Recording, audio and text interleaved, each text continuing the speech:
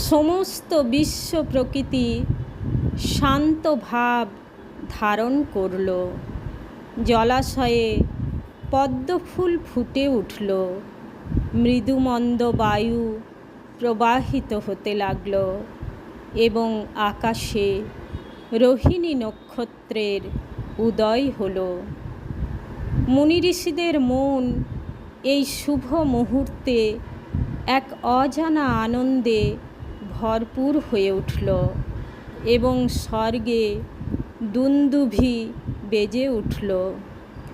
সেই সময় সবাই অনির্বচনীয় আনন্দে পরিপূর্ণ হয়েছে। সমস্ত আকাশে বাতাসে যেন কি এক অপার্থিব আনন্দের প্লাবন বইতে লাগল।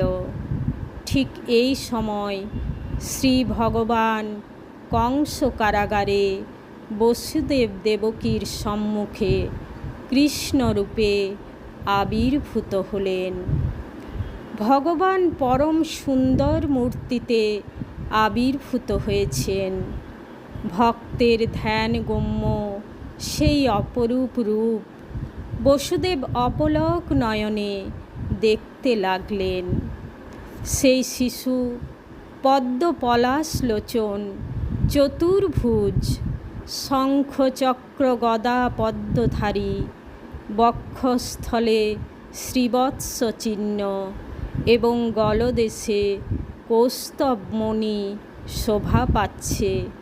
পীতাম্বর পরিহিত তার শরীরের বর্ণ হচ্ছে নবজলধর শ্যাম।